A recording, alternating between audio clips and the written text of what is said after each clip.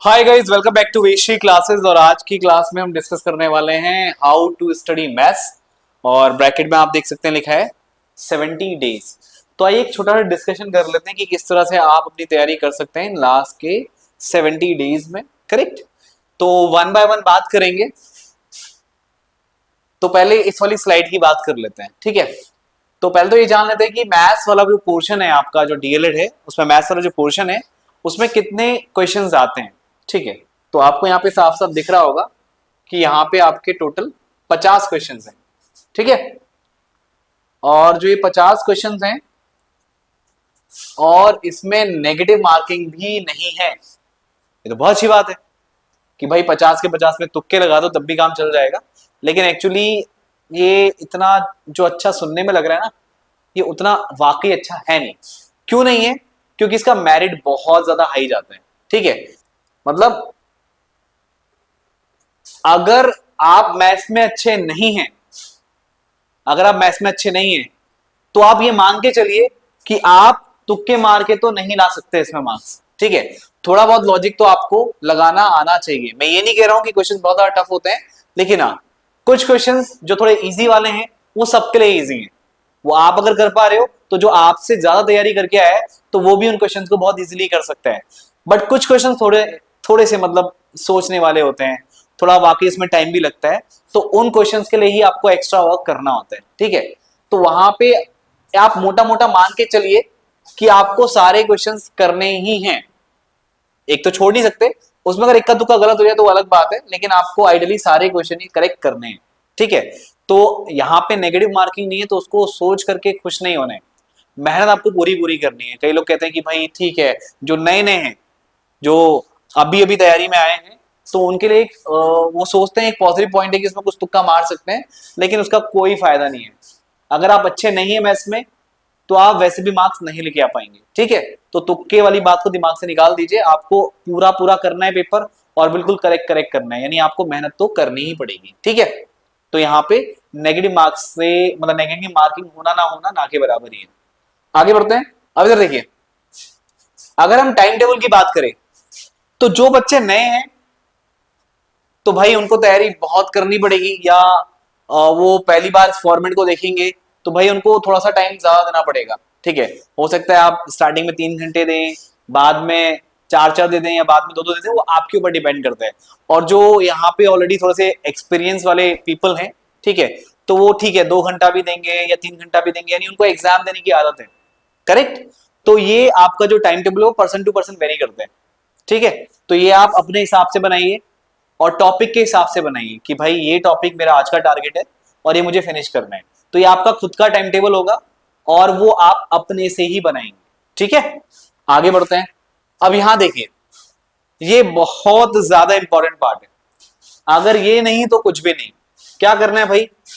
Tables पे आपको ज्यादा फोकस करना है, ठीक है। ऐसा नहीं वहां पे कोई कैलकुलेशन मल्टीप्लाई करना है या डिवाइड करना है, कुछ भी ऐसा है तो आपको अलग से, जैसे आप ये भी कर रहे हैं, मैंने कई बच्चों को देखा है वो अभी भी ये करते हैं, उनको नहीं मालूम 15 8 120 होता है।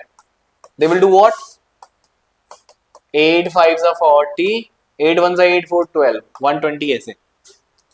इसमें आपके काफी सेकंड्स वेस्ट हो जाते हैं, ठीक है। तो ये चीजें आपको मतलब पता होनी चाहिए ऑलरेडी कि भाई 15 8 120 होता है। 20 तक का टेबल तो हर किसी को आने ही आने चाहिए यार। कुछ जैसे 25 का टेबल है और जो कुछ नॉर्मल ऐसे टेबल्स है जिनको आप याद कर सकते हो, तो प्लीज भाई उनको याद कर लेना अगर कर सकते हो तो। लेकिन 20 तक तो आपको टेबल लर्न करने ही हैं, वो आपको पहले से ही याद होंगे और आपको मतलब पता रहना चाहिए उनके बारे में कि भाई मैं कहीं से भी बीच का कुछ भी टेबल से अगर कुछ निकल के आता है तो मैं वहां पे इजीली इसको अप्लाई कर सकूं, ठीक है। अगला, स्क्वायर एंड स्क्वायर रूट। तो भाई 30 तक के, स्टार्टिंग से लेके 30 तक के जो नंबर हैं उनके स्क्वायर्स आपको मालूम होने चाहिए। जब उनके स्क्वायर मालूम है तो ऑब्वियसली ऑब्वियसली मतलब आपको उनके रूट भी मालूम होंगे। जैसे आपका 30 का स्क्वायर 900 है और आपका ये 23 का स्क्वायर 529 है, राइट। तो अगर आपसे कोई पूछता है भाई 529 का स्क्वायर रूट कितना है, तो 23, करेक्ट। भाई ये तो मालूम है 900 का रूट कितना होगा, 300 होगा। तो अगर आपको 1 से लेके 30 तक के स्क्वायर्स पता है तो आपको उनके रूट भी मालूम ही है। Got it. और क्यूब एंड क्यूब रूट ये भी आप 20 तक कर लें। आपको 20 तक के जो नंबर है उनके क्यूब मालूम होने चाहिए, और कुछ स्पेशल नंबर इसके बाद वाले भी अगर मालूम है तो वेल एंड गुड, ये बहुत अच्छी बात है। तो ये आपको मालूम होना ही होना है, ठीक है। ये आपका जो मेंटल एबिलिटी है उसमें भी आपका बहुत काम आता है, तो प्लीज इसको अवॉइड मत करना। ये इसका बैकबोन है, ये आपकी तैयारी का वाकई एक अच्छा खासा बैकबोन है। अगर ये नहीं तो समझ लो कुछ नहीं। और यहीं से आपका डिसाइड हो जाएगा कि आप मैथ्स में कितने अच्छे हैं।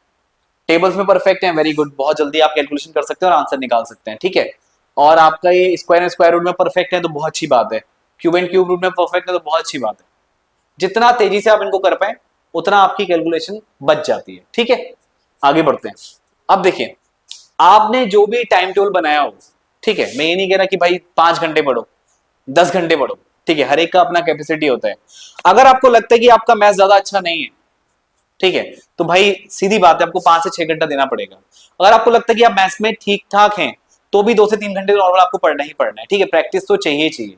तो यहाँ पे आपको सिलेबस किस तरह से कंप्लीट करना है, जो इनिशियल आपके 50 डेज हैं उनमें आप अपने सेवल को मतलब सिलेबस को फिनिश कर लीजिए, ठीक। उसके बाद आपके पास जो लास्ट के 20 डेज हैं, तो आपके पास जो पीवाई क्यूज है यानी पास्ट पेपर जो हैं, जो पेपर हो चुके हैं उनको देखिए, उनसे आइडिया लीजिए कि किस तरह के पेपर आए हैं, किस तरह के क्वेश्चन लेंथी हैं, और कौन से क्वेश्चन ऐसे जो देखते हो जा रहे हैं।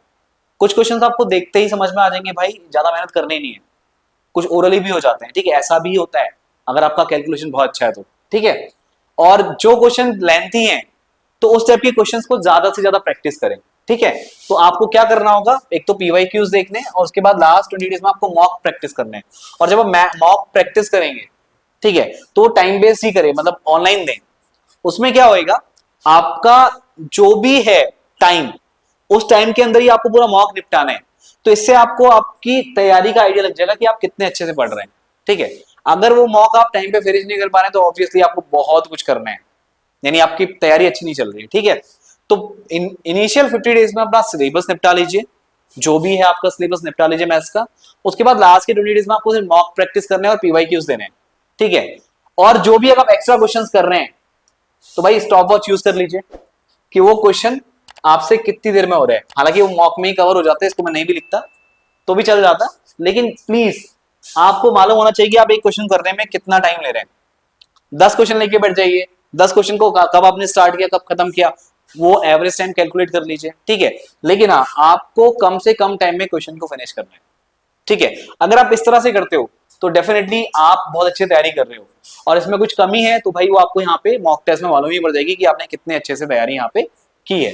तो आई होप गाइस ये जो बातें हैं जो मैं आपको समझाने की कोशिश कर रहा हूं वो आपको सच में समझ में आ रही होंगी, करेक्ट।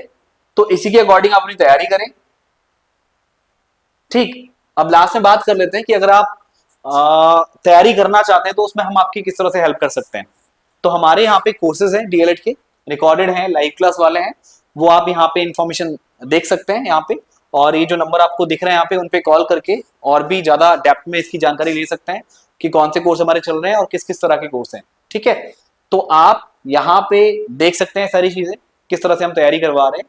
तो आप को समझ में आ गया होगा कि किस तरह से आपको यहाँ पे तैयारी करनी है और क्या आपकी स्ट्रैटेजी होनी चाहिए अगर आपको इस बार का डीएलएड एग्जाम निकालना है तो। Got it. तो आज के सेशन में इतना ही, बाकी हम और आगे की वीडियोस में कुछ और आगे की चीजें डिस्कस करेंगे। Okay guys, bye everyone.